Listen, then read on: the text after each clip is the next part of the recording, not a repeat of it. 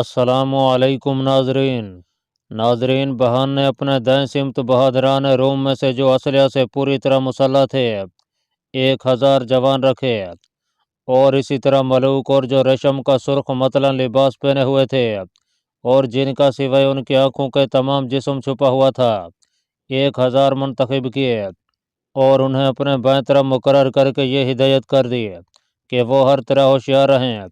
میں چاہتا ہوں کہ میں ان عربوں سے ایک مکر اور ہیلا کروں، یہ چونکہ لڑائی کے لیے تیار نہیں ہیں اور تم سب مسلح اور آراستہ ہو، اس لیے جس وقت آفتاب طلوع ہو جائے اور مسلمانوں کو تم غیر مسلح دیکھو تو تم ہر طرف سے ان پر حملہ کر دینا۔ مسلمان ہمارے لشکر کے مقابلہ میں سیاہ شتر کے سفید تل کی نسبت رکھتے ہیں۔ حضرت علقمہ بن اسد رضی اللہ تعالیٰ عنہ فرماتے ہیں کہ جب بہان نے اپنی فوج کو ترتیب دیا، میں اپنے لشکر میں تھا اور ہمیں اس کے متعلق کچھ خبر نہیں تھی۔ جس وقت صبح ہوئی مؤذنوں نے اذانیں دیں تو حضرت ابو عبیدہ بن جراح رضی اللہ تعالیٰ عنہ جو بہان کے مکر سے بالکل ناواقف تھے، مسلمانوں کو نماز پڑھانے کے لیے آگے بڑھے اور آپ نے پہلی رکعت میں سورہ والفجر والیال عشر پڑھنا شروع کی۔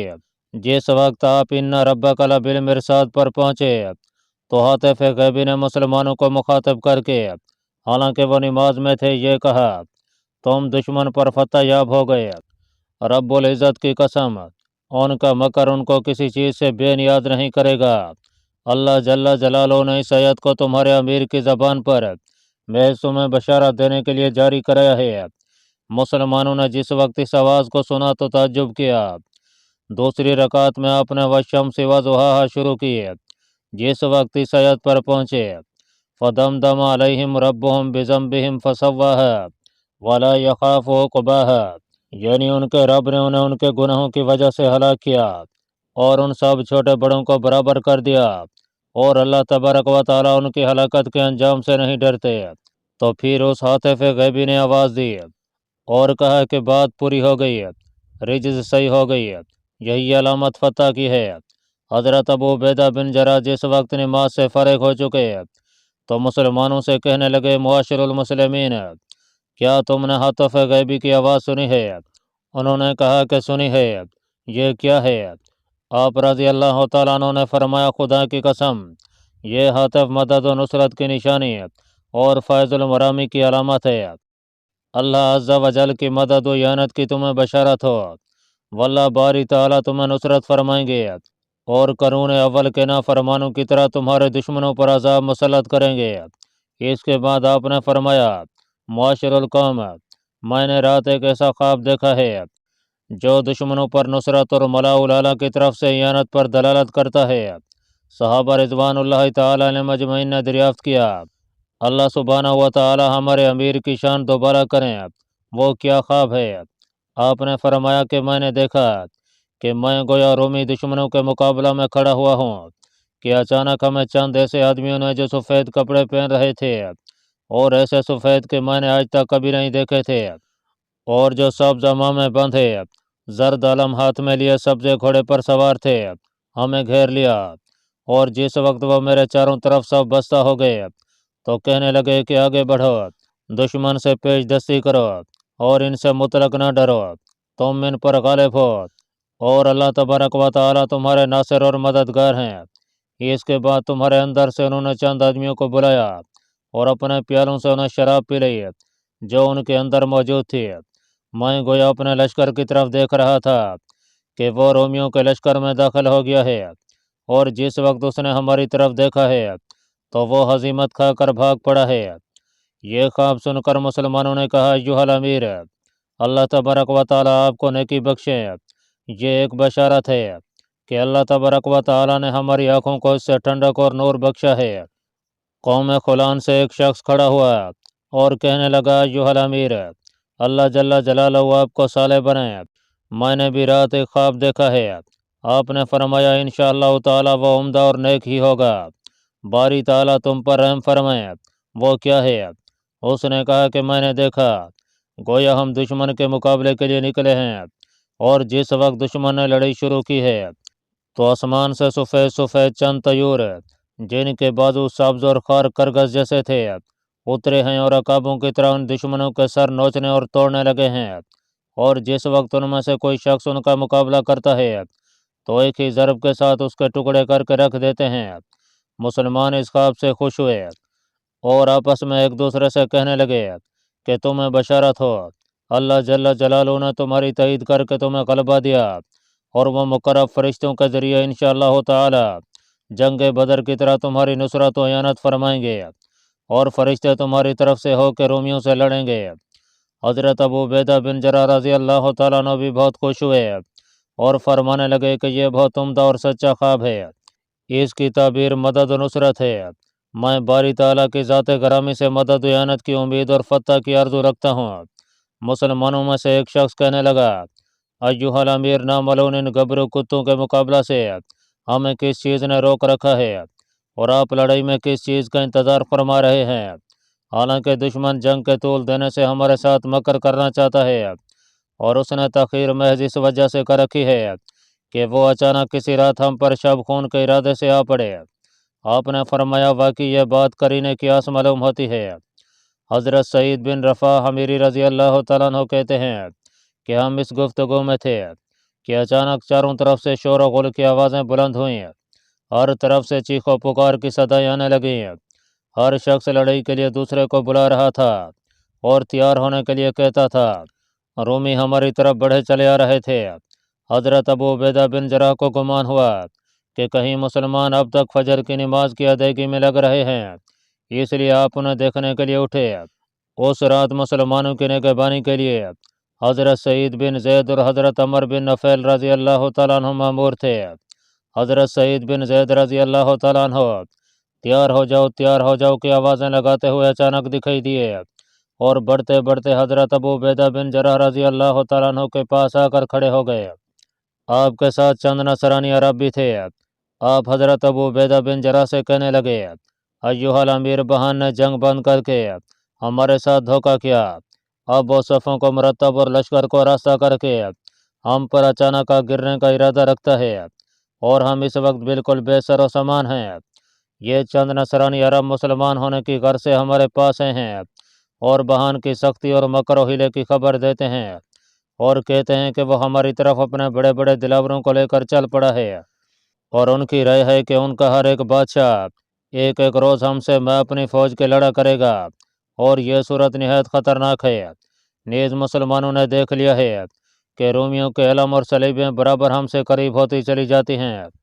آپ نے فرمایا، لا حول ولا قوت الا باللہ العلی العظیم۔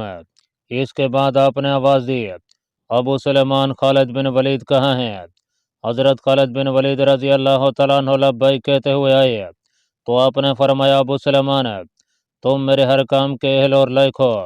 بہادر اور تجمی مسلمانوں کو ساتھ لے کر حریم کی حفاظت کے لیے جب تک مسلمان اپنے آلات حرب اور صفوف کی ترتیب سے فارغ ہوں، دشمن کے مقابلے میں ڈٹ جاؤ اور انہیں اہل و یال تک نہ آنے دو۔ حضرت خالد بن ولید نے کہا، بصر و چشم۔ یہ کہہ کر آپ نے بہادران اسلام کو آوازیں دینی شروع کی، کہاں ہیں ہاشم بن مرکال؟ کہاں ہیں زبیر بن عوام؟ کہاں ہیں عبد الرحمن بن ابو بکر صدیق؟ کہاں ہیں فضل بن عباس؟ کہاں ہیں یزید بن ابو سفیان؟ ربیعہ بن عامر کہاں ہیں؟ میسرہ بن مسروق ابسی کہاں ہیں؟ عبداللہ بن انیس ہمارا دوسی کہاں ہیں؟ عبداللہ بن سلام کہاں ہیں؟ غانم غنوی کہاں ہیں؟ مقداد بن اسود کندی کہاں ہیں؟ ابو ذر غفاری کہاں ہیں؟ عمر بن مادی کرب زبیدی کہاں ہیں؟ زرار بن ازور کہاں ہیں؟ عامر بن طفیل کہاں ہیں؟ ابان بن عثمان بن عفان رضوان اللہ تعالیٰ علیہم اجمعین کہاں ہیں؟ حضرت خالد بن ولید اسی طرح یک کے بعد دیگرے صحابہ رضوان اللہ تعالیٰ علیہم اجمعین کو آوازیں دیتے جاتے تھے، اور ان حضرات کو جو بڑے بڑے سخت مارکوں میں آپ کے ساتھ لڑے تھے نام پکارتے جاتے تھے، حتیٰ کہ 500 سواروں کو جن میں ہر ایک بذات خود ایک لشکر تھا آپ نے بلایا، اور جس وقت وہ تمام آپ کے پاس جمع ہو گئے تو آپ رومیوں کے جارحانہ حملے کی روک تھام اور استقدام کے استقبال کے لیے ان کی طرف بڑھے اور انہیں اپنے نیزوں کی نوکوں سے اسی جگہ رکھنے کی دعوت دی۔ تلواریں جو چند دنوں سے پیاسی تھیں تڑپ تڑپ کر میان سے نکلیں اور اپنی اپنی پیاس بجھانے لگیں۔ حضرت ابو عبیدہ بن جراح لشکر کی عرضگی اور صفوں کی ترتیب میں مشغول ہوئے، اور فوج کو ہر طرح سے آراستہ کرنے لگے۔ حضرت ابو سفیان رضی اللہ تعالیٰ عنہ حضرت ابو عبیدہ بن جراح کے پاس ہے اور کہا ایھا الامیر، آپ عورتوں کو حکم دے دیں کہ وہ اس ٹیلہ پر چڑھ جائیں۔ آپ نے فرمایا واقعی تمہاری رائے بہت بہتر ہے۔ چنانچہ آپ نے انہیں حکم دے دیا اور وہ اپنے لڑکے اور لڑکیوں کو لے کر اس ٹیلے پر چڑھ گئیں۔ آپ نے انہیں مخاطب کر کے فرمایا، خواتین اسلام، خیموں کی چوبوں کو ہاتھ میں لے لو، پتھروں کو اپنے سامنے رکھ لو اور مسلمانوں کو لڑنے کی ترغیب و تحریض دیتی رہو۔ اگر فتح و نصرت ہمارے ساتھ رہے تو جس طرح ہو اسی طرح بیٹھی رہو، لیکن اگر ہزیمت کھا کے کسی مسلمان کو بھاگتا ہوا دیکھو تو چوبے مار مار کر اس کا منہ توڑ دو، پھر پتھروں سے اس پر پتھراؤ کر کے اس کا ڈھیر لگا دو۔ اپنی اولاد کو اسے دکھا دکھا کر کہو کہ اس اولاد گھر بار اور اسلام کی طرف سے لڑ۔ اور تو نے کہا کہ ایھا الامیر، آپ اطمینان رکھیں، ایسا ہی ہوگا۔ ناظرین، واگدی رحمۃ اللہ علیہ کہتے ہیں کہ جب آپ نے ٹیلے پر عورتوں کو محفوظ کر دیا تو لشکر کی ترتیب میں مصروف ہوئے۔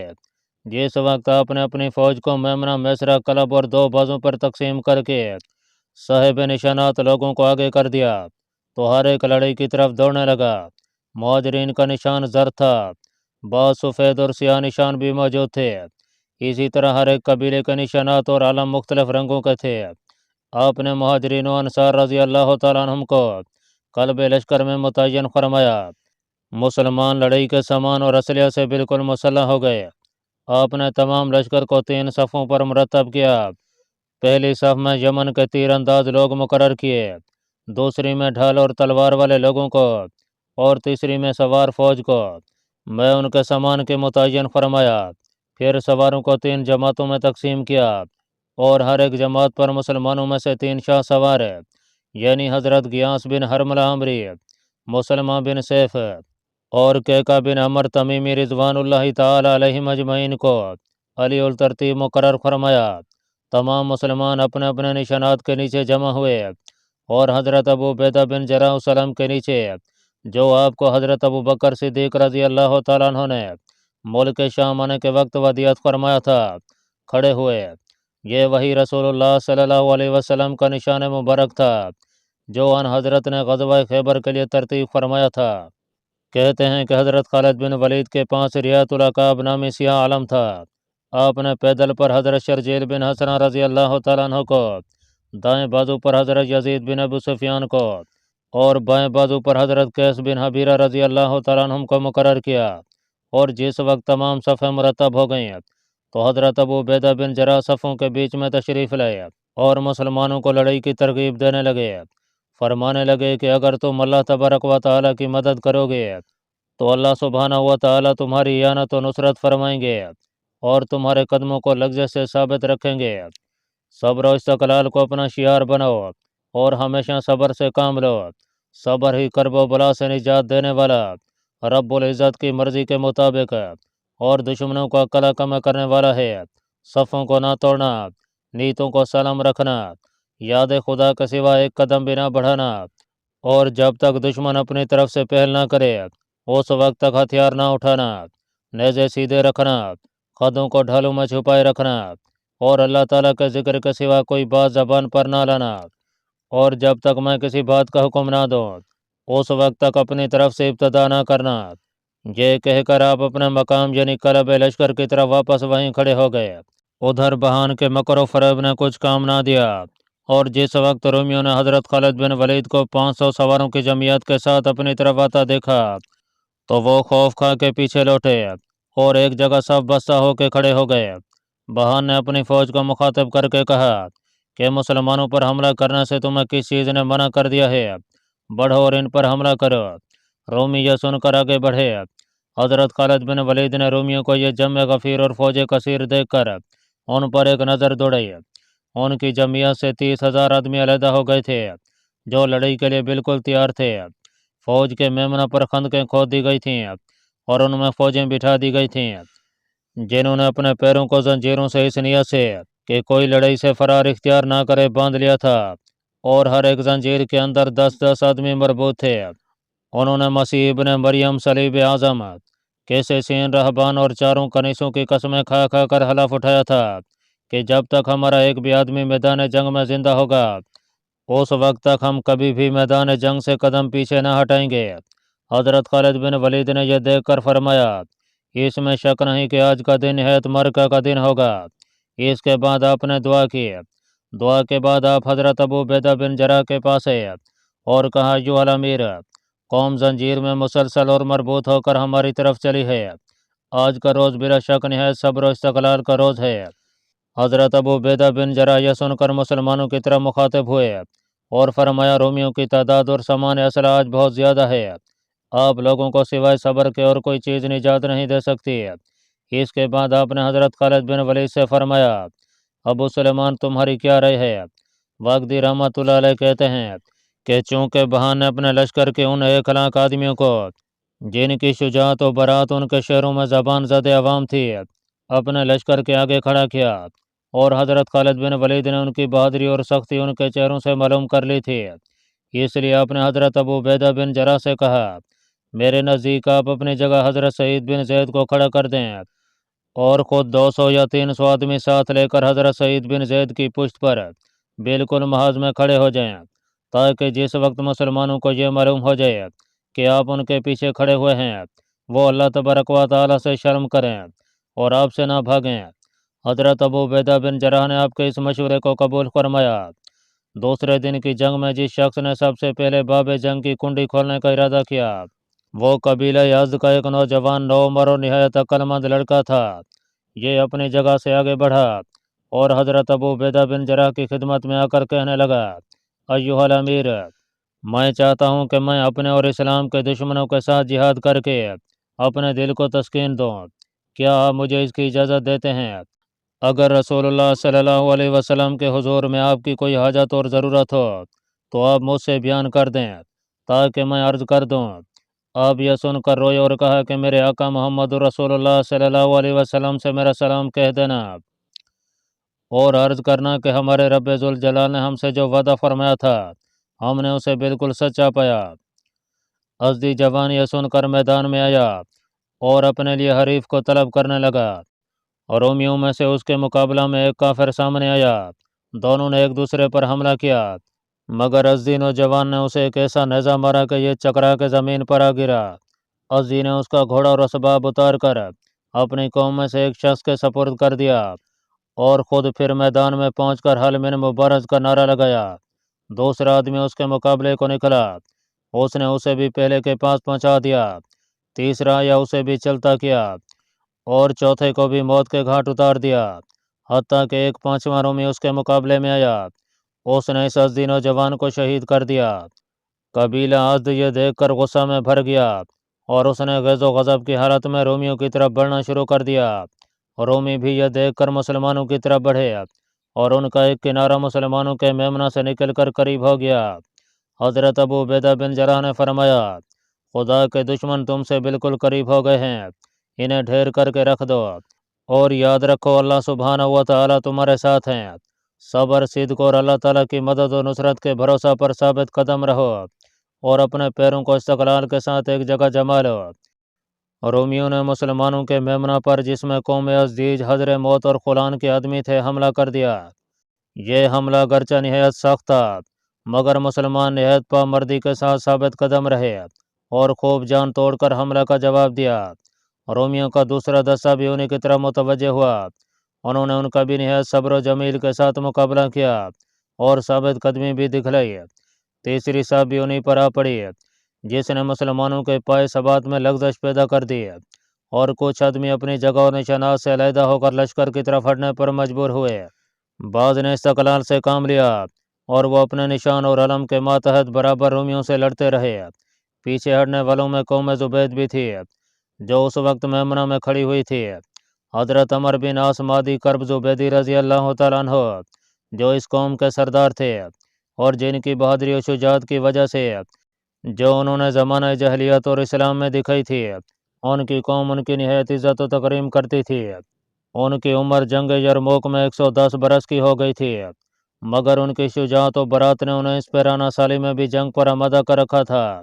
یہ دیکھ کر کہ میری قوم نے اپنا مورچہ چھوڑ دیا ہے، چلاتے ہوئے ان کی طرف بڑھے اور فرمایا، اے آل زبید، اے آل زبید، دشمنوں سے بھاگتے ہو، موت کے پیالے پینے سے گھبراتے ہو، ذلت و عار کو پسند کر لیا، ناموس کو خیر آباد کہہ دیا، ان کافر کتوں سے کہاں کی گھبراہٹ ہے، یہ کیسی بے قراری اور جلدی ہے۔ کیا تم یہ نہیں جانتے کہ اللہ تبارک و تعالی مجاہدین و صابرین کی حالت سے واقف ہیں، اور جس وقت وہ ان کی طرف دیکھتے ہیں کہ انہوں نے میری مرضیات میں صبر و استقلال سے کام لیا ہے اور میرے احکام میں ثابت قدمی دکھلائی ہے، تو وہ اعانت اور نصرت سے ان کی مدد کرتے اور فتح و کامرانی سے ان کی تائید فرماتے ہیں۔ بس کہاں بھاگے جاتے ہو؟ کیا تم نے عار کو ہی پسند کر لیا اور دخول نار اور غضب جبار کے واقعی مستحق ہو گئے؟ ان کی قوم اپنے سردار کا یہ کلام سنتے ہی بے تابانہ اس طرح واپس لوٹے جس طرح اونٹنی یا کوئی مادہ اپنے بچے کی طرح بھاگتی ہے، اور آپ کے گرد جمع ہو گئی۔ ان کی تعداد اس وقت 500 آدمیوں کی تھی، جن میں سوار اور پیدل دونوں ہی تھے، اور جمع ہوتے ہی ایک سخت حملہ کر دیا۔ امیر حضر موت اور خلان بھی ان کے ساتھ آگے بڑھے اور ایک ایسا متفقہ حملہ کیا کہ رومی پیچھے ہٹنے پر مجبور ہو گئے۔ قوم دوست حضرت ابو ہریرہ رضی اللہ تعالیٰ عنہ کے ساتھ چلی اور اس نے بھی رومیوں پر حملہ بول دیا۔ حضرت ابو ہریرہ نے اپنے نشان کو حرکت دی اور اپنی قوم کو مخاطب کر کے فرمانے لگے، لوگو حور العین کے معانقہ، رب العالمین کے جوار رحمت اور جنت نعیم تک پہنچنے میں جلدی کرو۔ اللہ جل جلالہ کے نزدیک میدان جہاد سے زیادہ کوئی جگہ محبوب نہیں ہے۔ یاد رکھو، اللہ تبارک و تعالیٰ نے صابروں کو ان کے غیروں پر محض اس وجہ سے فضیلت بخشی ہے کہ وہ ایسی جگہوں میں حاضر نہیں ہوئے۔ قوم دوست آپ کے یہ الفاظ سن کر آپ کے گرد جمع ہوئی اور رومیوں پر ایک جان توڑ حملہ کر دیا۔ دونوں فریق ایک دوسرے سے دست و گریباں ہوئے اور چکی کی طرح حرب و ضرب نے انہیں متداور بنا دیا۔ رومی مسلمانوں کے میمنہ پر گرے اور انہیں ریلا دے کے ان کے قلب کی طرف دھکیلتے چلے گئے۔ مسلمانوں نے گرچہ استقلال اور نہایت استقلال سے کام لیا، مگر فوراً ہی رومیوں کی ایک اور جمعیت آ گئی اور اس نے بھی مسلمانوں کے میمنہ پر حملہ کر دیا۔ مسلمان شکست کھا کر پیچھے ہٹنے پر مجبور ہوئے، ان کے گھوڑے الٹے پاؤں عقب کی طرف لوٹتے جاتے اور میدان حرب کو خالی کرتے جاتے تھے۔ عورتوں نے مسلمانوں کے گھوڑے دم کے بل ہٹتے دیکھے تو انہوں نے آپس میں چیخ کر پکارنا شروع کیا، عرب کی عورتوں، مردوں کو گھیر لو، شکست کھا کر بھاگنے سے روکو اور انہیں لڑائی کی طرف لوٹا دو۔ حضرت سیدہ بنت عاصم خولانی رضی اللہ تعالیٰ عنہ کہتی ہیں کہ میں بھی اس روز اس ٹیلے پر موجود تھی جس وقت مسلمانوں نے اپنے میمنہ کو چھوڑ دیا، تو ہمیں حضرت عفیرہ بنت غفار رضی اللہ تعالیٰ عنہ نے، جو ایک جانباز عورت تھی، آواز دی اور کہا کہ خواتین عرب، ان بھاگنے والے مردوں کو روک لو، اپنے بچوں کو اپنے ہاتھوں میں اٹھا لو اور انہیں لڑائی پر ابھرتے ہوئے ان کا استقبال کرو۔ یہ سنتے ہی عورتیں آگے بڑھیں اور گھوڑوں کے منہوں پر پتھر مار مار کر انہیں پیچھے لوٹانے لگیں۔ آس بن منبع کی صاحبزادی چلا چلا کر کہتی جاتی کہ جو مرد اپنی بیوی کو چھوڑ کر بھاگے، اللہ تبارک و تعالیٰ اسے روح سیاہ کر دیں۔ تمام عورتوں نے چیخنا شروع کیا، اگر تم نے ہمیں ان کافروں سے نہ بچایا تو تم ہمارے خاوند نہیں۔ کہتے ہیں کہ خواتین نے مسلمانوں کے میمنہ کا رخ کیا اور وہاں مسلمانوں کو بھاگتا ہوا دیکھا تو ان سے چیخ چیخ کر کہنے لگیں، اللہ تبارک و تعالیٰ سے جو ہماری حالتوں سے واقف ہیں، نیز اس کی جنت سے کہاں بھاگتے ہو اور شکست کھا کے کدھر جانا چاہتے ہو۔ اس کے بعد ہند نے اپنے خاوند حضرت ابو سفیان رضی اللہ تعالیٰ عنہ کو شکست کھا کر بھاگتے ہوئے دیکھا تو ان کے گھوڑے پر ایک چوب مار کر کہنے لگیں، ابن سخر کہاں کو، لڑائی کی طرف لوٹو اور اپنی جان دے دو تاکہ تم اس تخریص و ترغیب سے پاک و صاف ہو جاؤ جو تم نے پہلے رسول اللہ صلی اللہ علیہ وسلم کے مقابلے میں لوگوں کو دی تھی۔ یہ سن کر حضرت ابو سفیان لڑائی کی طرف پلٹے، آپ کے ساتھ دوسرے بھاگنے والے بھی واپس ہوئے اور عورتیں بھی ہمراہی میں چلیں۔ میں نے دیکھا کہ عورتیں مردوں سے بڑھ بڑھ کر حملہ کر رہی تھیں اور وہ گھوڑوں کے بیچ میں لوگوں کو مارتی پھرتی تھیں۔